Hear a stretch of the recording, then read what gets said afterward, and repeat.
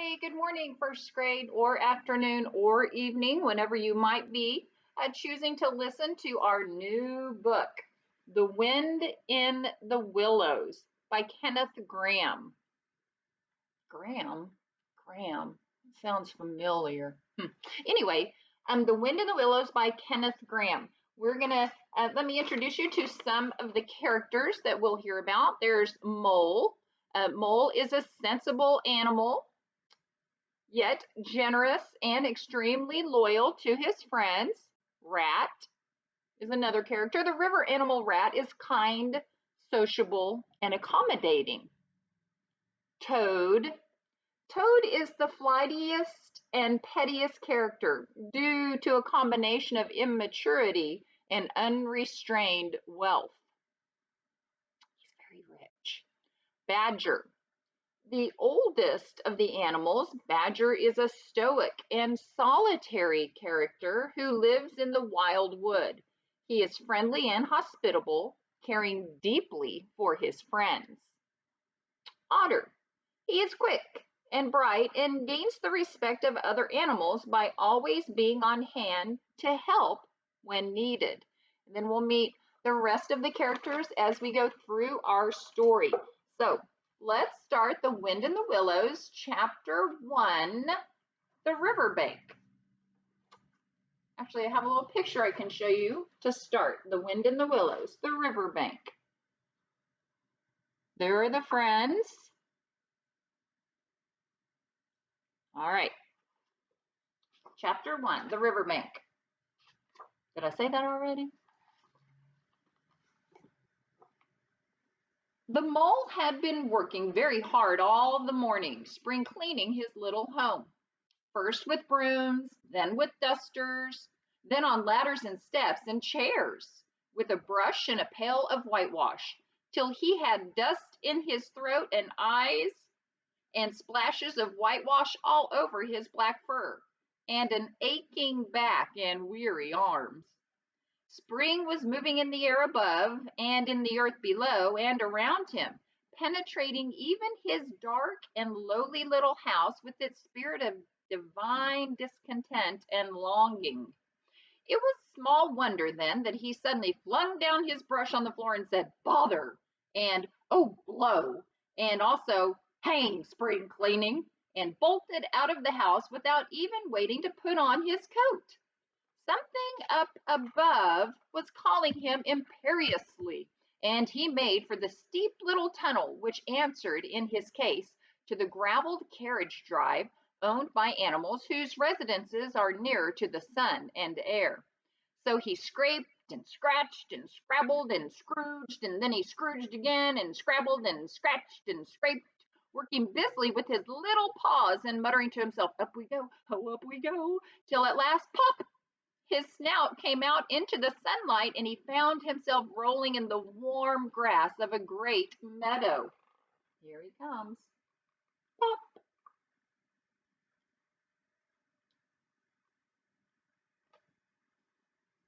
"This is fine," he said to himself. "This is better than whitewashing."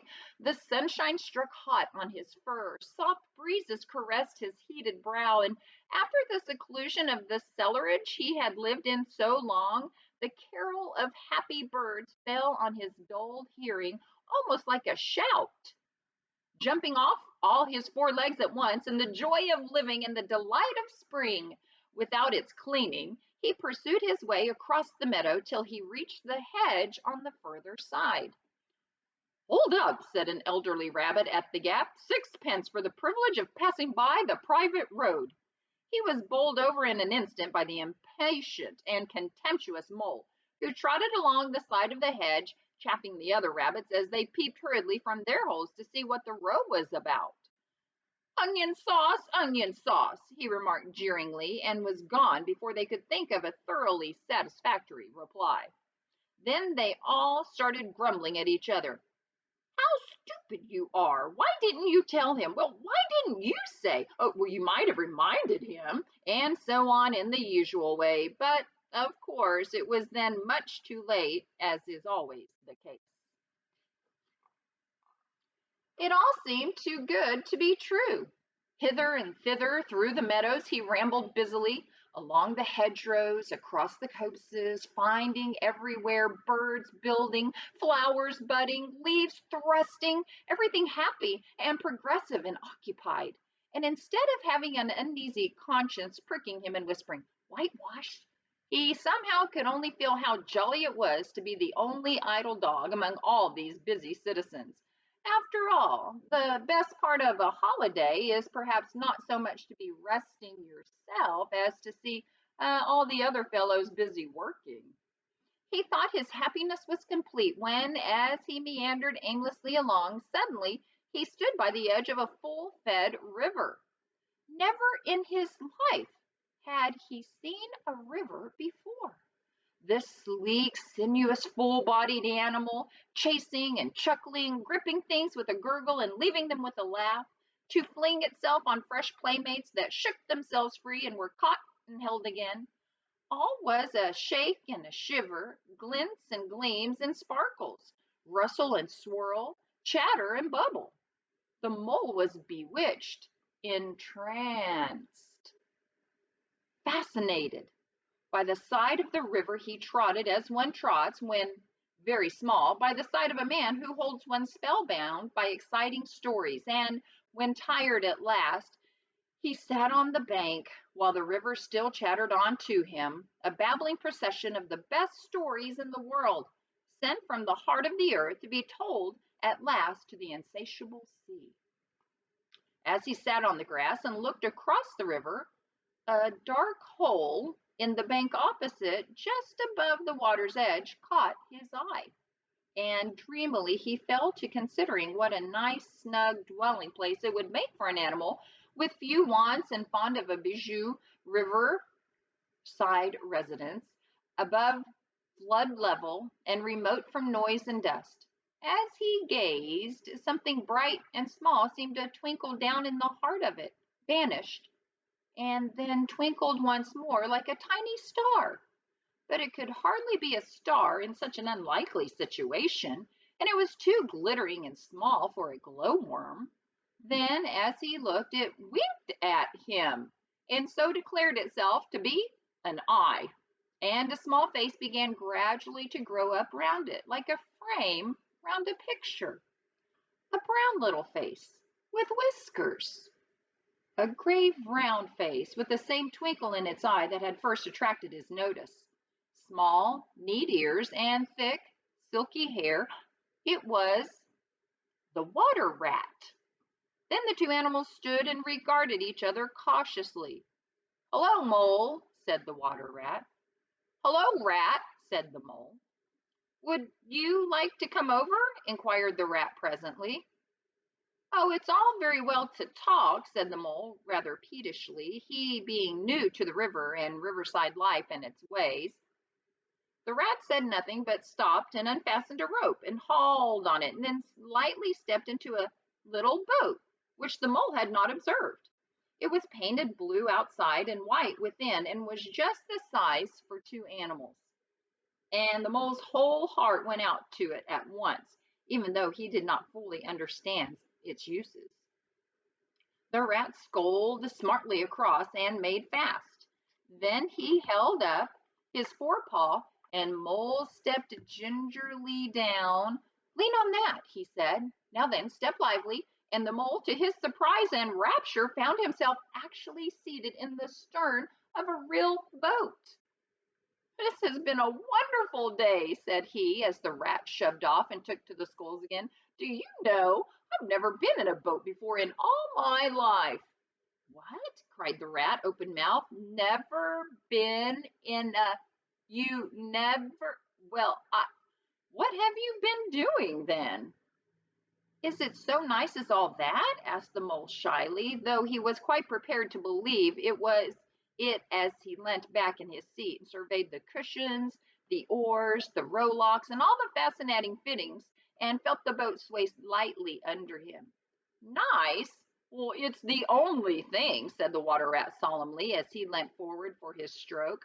"Believe me, my young friend, there is nothing, absolutely nothing, half so much worth doing as simply messing around in boats. Simply messing, he went on dreamily, messing about in boats. Messing. Look ahead, Rat, cried the mole suddenly. It was too late. The boat struck the bank full tilt. The dreamer, the joyous oarsman, lay on his back at the bottom of the boat, his heels in the air. About in boats, or with boats, the rat went on composedly, picking himself up with a pleasant laugh. In or out of them, it doesn't matter. Nothing seems really to matter. That's the charm of it. Whether you get away or whether you don't, whether you arrive at your destination or whether you reach somewhere else, or whether you never get anywhere at all. You're always busy and you never do anything in particular. And when you're done, there's always something else to do. And you can do it if you like, but you'd much better not. Look here, if you'd really nothing else on hand this morning, supposing we drop down the river together and have a long day of it. The mole waggled his toes from sheer happiness, spread his chest with a sigh of full contentment. Need some lights to finish reading? Hey, welcome back. The mole waggled his toes from sheer happiness and spread his chest with a sigh of full contentment and leaned back blissfully into the soft cushions. What a day I'm having, he said. Let us start at once. Hold hard a minute there, said the rat. He looped the painter through the ring in his landing stage, climbed up into his hole above, and after a short interval reappeared staggering under a fat wicker lunch basket.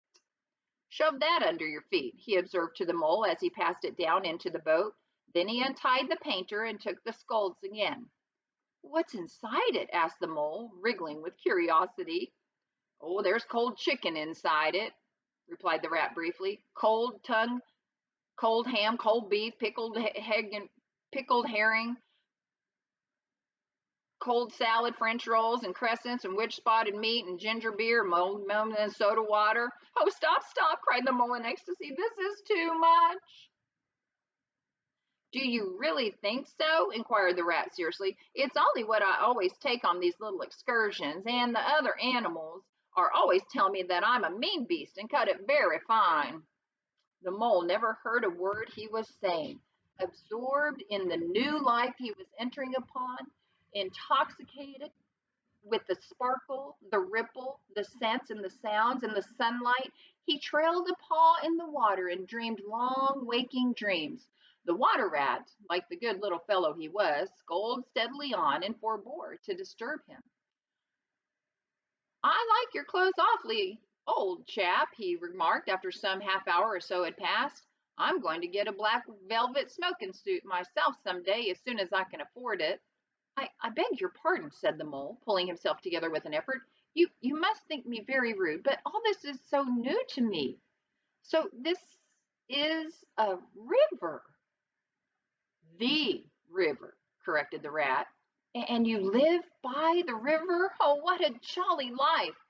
By it and with it and on it and in it, said the rat.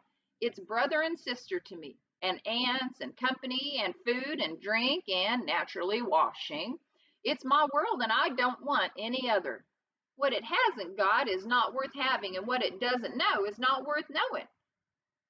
Lord, the times I've had together, whether in winter or summer, spring or autumn, it's always got its fun and its excitements.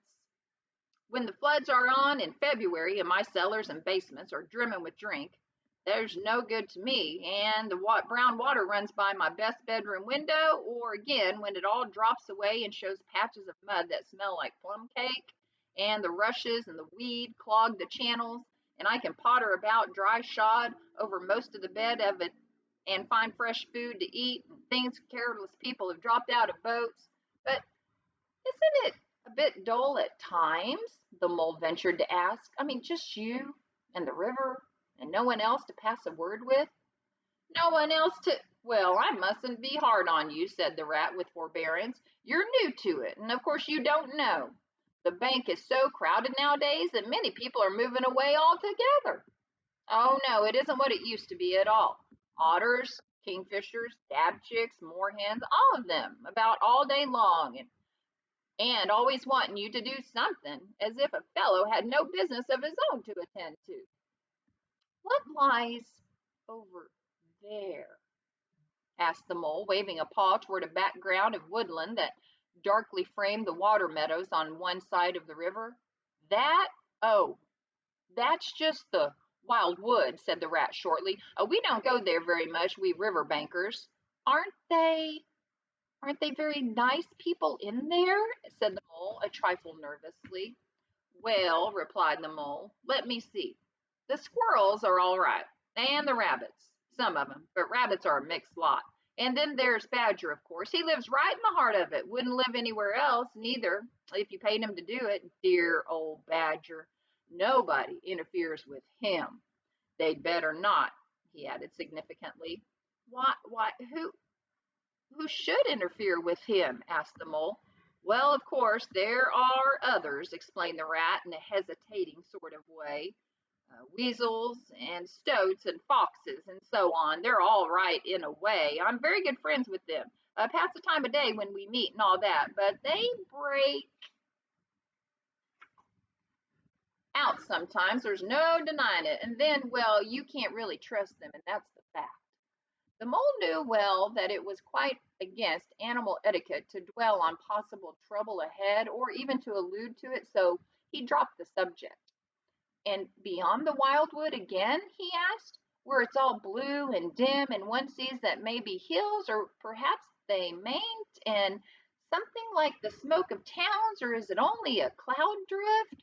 Well, beyond the wildwood comes the wide world, said the rat, and that's something that doesn't matter either to you or me. I've never been there and I'm never going, nor you either if you've got any sense at all.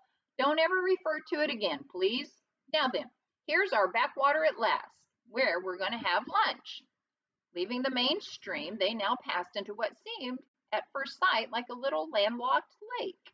Green turf sloped down to either edge. Brown, snaky tree roots gleamed below the surface of the quiet water, while ahead of them the silvery shoulder and foamy tumble of a weir, arm in arm, with a restless dripping mill wheel that held up in its turn a gray gabled mill house, filled the air with a soothing murmur of sound, dull and smothery, yet with a little clear voices speaking up cheerfully out of its intervals. It was so very beautiful that the mole could only hold up both forepaws and gasp, "Oh my, oh my, oh my!" The rat brought the boat alongside the bank, made her fast, helped the still awkward mole safely ashore, and swung out the luncheon basket. The mole begged as a favor to be allowed to unpack it all by himself, and the rat was very pleased to indulge him and to sprawl at full length on the grass and rest, while his excited friend shook out the tablecloth and spread it, took out all the mysterious packets one by one, and arranged their contents in due order till, still gasping, "Oh my," at each fresh revelation. When all was ready, the rat said, "Now pitch in, old fellow," and the mole was indeed very glad to obey, for he had started his spring cleaning at a very early hour that morning, as people will do, and had not paused for bite or sup. And he had been through a very great deal since the distant time which now seemed many days ago. "What are you looking at?" said the rat presently, when the edge of their hunger was somewhat dulled, and the mole's eyes were able to wander off the tablecloth a little. "I am looking," said the mole, "at a streak of bubbles that I see traveling along the surface of the water. That is a thing that strikes me as funny." "Bubbles? Ho, ho!" said the rat, and chirruped cheerily in an inviting sort of way. A broad, glistening muzzle showed itself above the edge of the bank, and the otter hauled himself out and shook the water from his coat. "Greedy beggars," he observed, making for the Provident. "Why didn't you invite me, Ratty?" "Well, this was an impromptu affair," explained the rat. "By the way, my friend, Mr. Mole." "Proud, I'm sure," said the otter, and the two animals were friends right away. "Such a rumpus everywhere," continued the otter. "All the world seems out of out on the river today.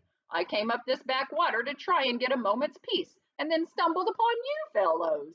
At least, I beg pardon, I don't exactly mean that, you know." There was a rustle behind them, proceedingly from a hedge wherein last year's leaves still clung thick, and a stripy head with high shoulders behind it peered forth on them. "Come on, old badger," shouted the rat. The badger trotted forward a pace or two, then grunted, "Company," and turned his back and disappeared from view. "That's just the sort of fellow he is," observed the disappointed rat. "Simply hates society. Now, we shan't see any more of him today. Well, tell us, who's out on the river?" "Toad's out for one," replied the otter, "in his brand new wager boat. New togs, new everything." The two animals looked at each other and laughed. "Once it was nothing but sailing," said the rat. "Then he tired of that and took to punting. Nothing would please him but to punt all day and every day, and a nice mess he made of it. Last year it was houseboating, and we all had to go and stay with him in his houseboat and pretend we liked it. He was going to spend the rest of his life in a houseboat. Oh, it's all the same. Whatever he takes up, he gets tired of it and starts on something fresh." "Such a good fellow, too," remarked the otter reflectively, "but no stability, especially in a boat." Here are the three friends having their picnic.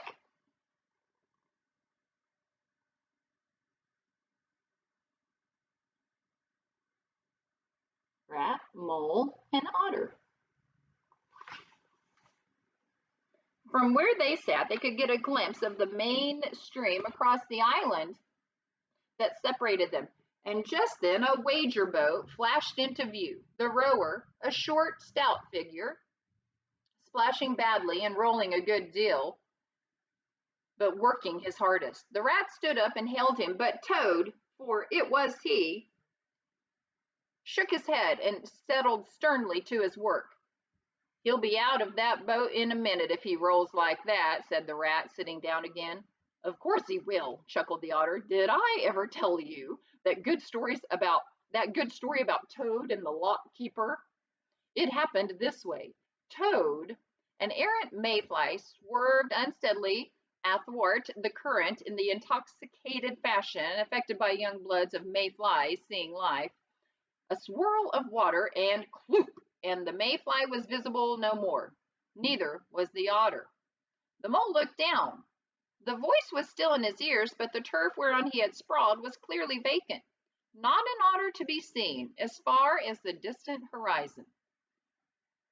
But again there was a streak of bubbles on the surface of the water. The rat hummed a tune, and the mole recollected that animal etiquette forbade any sort of comment on the sudden disappearance of one's friends at any moment, for any reason or no reason whatever. "Well, well," said the rat, "I suppose we ought to be moving. I wonder which of us had better pack the luncheon basket."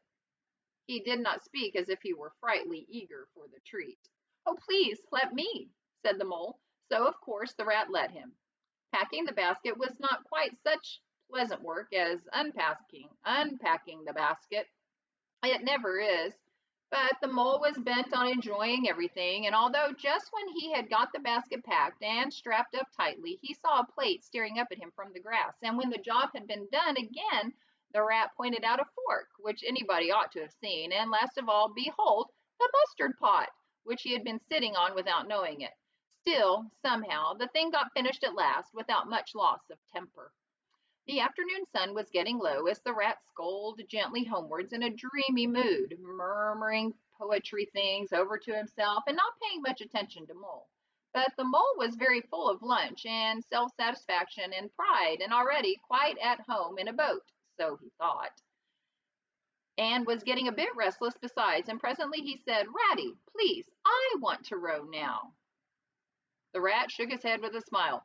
"Not yet, my young friend," he said. "Wait till you've had a few lessons. It's not so easy as it looks."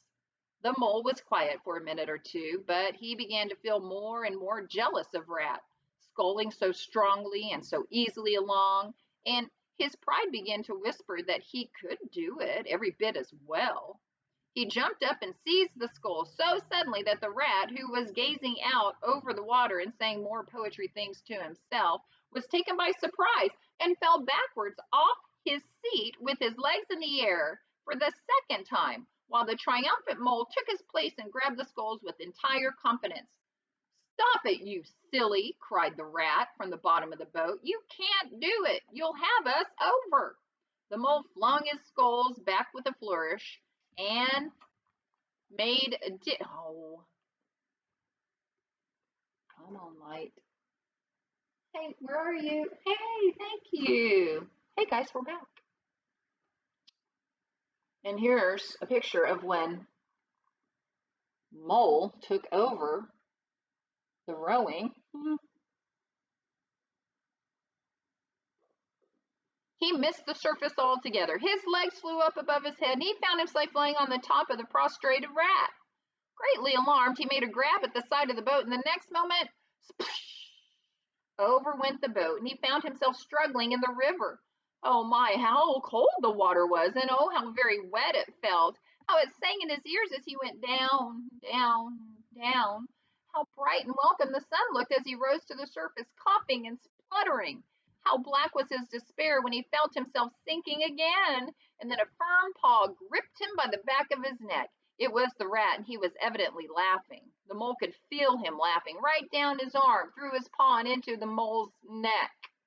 The rat got hold of a skull and shoved it under the mole's arm. Then he did the same by the other side of him, and swimming behind, propelled the helpless animal to shore, hauled him out, and set him down on the bank, a squashy, pulpy lump of misery.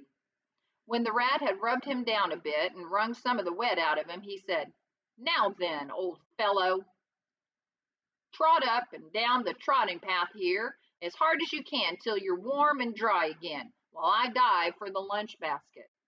So the dismal mole, wet without and ashamed within, trotted about till he felt fairly dry, while the rat plunged into the water again, recovered the boat, righted her and made her fast, fetched his floating property to shore by degrees, and finally dived successfully for the luncheon basket and struggled to land with it.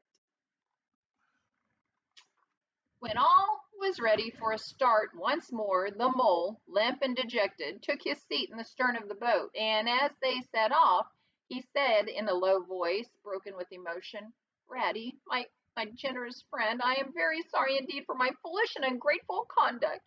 My heart quite fails me when I think how I might have lost that beautiful luncheon basket. Indeed, I have been a complete bad friend, and I know it. Will you overlook it this once and forgive me and let things go as before?" "That's all right, bless you," responded the rat cheerily. "What's a little wet to a water rat? I'm more in the water than out of it most days. Don't you think any more about it. And look here, I really think you had better come and stop with me for a little time.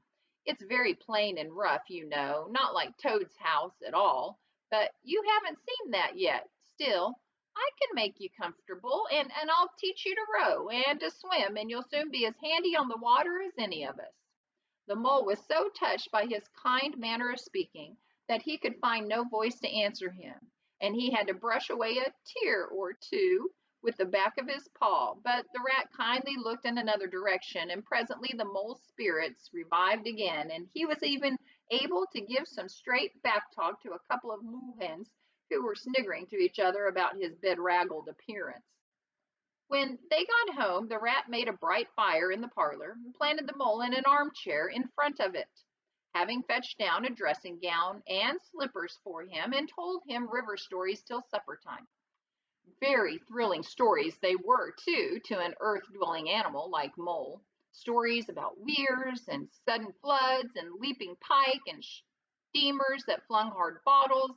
At least bottles were certainly flung, and from steamers, so presumably by them, and about herons, and how particular they were whom they spoke to, and about adventures down drains and night fishing with otter, or excursions far afield with badger.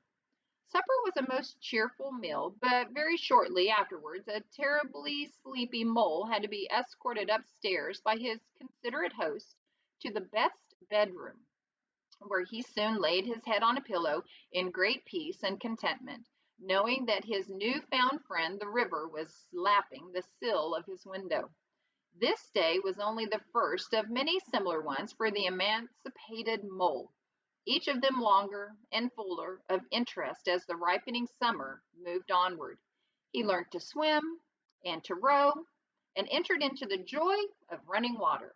And with his ear to the reed stems, he caught at intervals something of what the wind went whispering so constantly among them. That's the end of chapter 1. It is a longer book, but I thought because we were doing it not right after lunch, we probably would have broken that into 2 parts. But since we're not doing it right after lunch, I am going to read chapter by chapter. You guys are welcome to pause at any time and catch back up. That was chapter 1. See ya for chapter 2 later.